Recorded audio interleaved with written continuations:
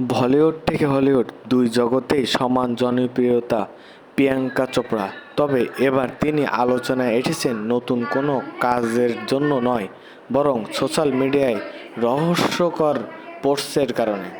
সাম্প্রতিক নিজের ইনস্টাগ্রামে স্টোরিতে একটি দৃশ্য শেয়ার করেছেন অভিনেত্রী।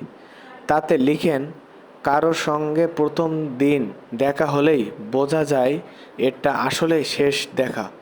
এই পোস্ট ঘিরে জল্পনা শুরু, কারণ উদ্দেশ্য এমন মন্তব্য করলেন প্রিয়াঙ্কা।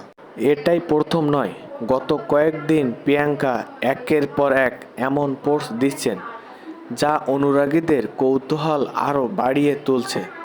এর আগে তিনি লিখেছেন, আমি সাধারণত খুব ভালো একজন বুঝদার মানুষ, কিন্তু কেউ যদি আমাকে অসম্মান করে তবে আমি তাকে জীবনের বাইরে ফেলে দিব।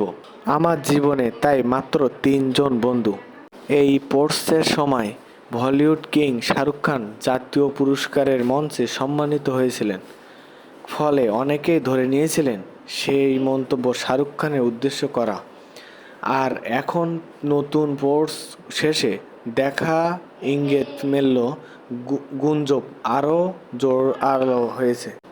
বলিউডে একসময় প্রিয়াঙ্কা শাহরুখ খানের সম্পর্ক নিয়ে অনেক গুঞ্জন শোনা যেত। শোনা যায় গৌরী খানের আপত্তির কারণে তাদের মধ্যে দূরত্ব তৈরি হয়। সেই সময় থেকে নাকি ধীরে ধীরে প্রিয়াঙ্কা বলিউড থেকে সরে গিয়ে হলিউডে নিজের কেরিয়ার গড়তে শুরু করেন।